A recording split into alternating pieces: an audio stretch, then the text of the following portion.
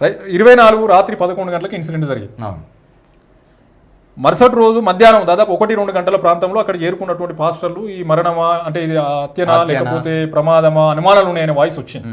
అది పెరుగుతూ సాయంత్రం 4-5 గంటల వరకు దానికి కొంచెం పికప్ అందుకుంది. అంటే జనమంతా గుమిగూడడం ఇంత ప్రజాదరణ ఉన్నదని తెలియదు అనుకోలేదు. ఎప్పుడైతే జనం ఒత్తిడి పెరిగిందో ఆ మరుసటి రోజు ప్రభుత్వం రియాక్షన్ మొదలైంది. కానీ ఇక్కడ జరగాల్సింది ఏంటంటే ఫస్ట్ ఒక సీన్ ఆఫ్ క్రైమ్, ఒక యాజ్ ఏ అడ్వకేట్గా నేను చెప్తున్నా, ఒక నేరం జరిగినప్పుడు ప్రాథమికంగా పోలీసు వాళ్ళు చేయాల్సిన పని ఏంటంటే ఆ నేరానికి సంబంధించినటువంటి దాన్ని secure of scene of offence అంటారు, దాన్ని భద్రంగా పెట్టాలి. దానికి ఒక భద్రంగా పెట్టిన తర్వాత దానికి ఒక ఫెన్షన్ లాంటిది ఏర్పాటు చేయాలి.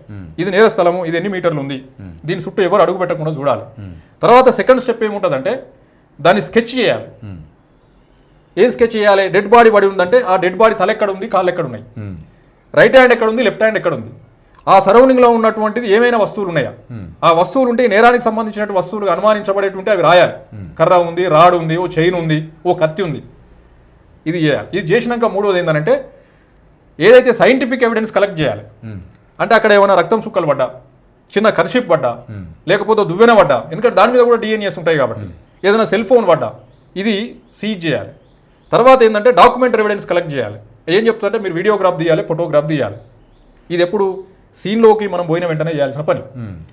వాళ్ళు చెప్పే స్టేట్మెంట్ ఏముంది ఎస్పీ ప్రెస్ మీట్లో అంటే, ఉదయం కాలంలో మా ఏఎస్ఐ నడుచుకుంటూ వస్తున్నాట ఆయనకు ఎదురుబడి ఎవరో చెప్పాడు, సార్ ఒక పక్కన ఒక డెడ్ బాడీ పడి ఉన్నది, శవం పడి ఉందని ఆయన చెప్పినట.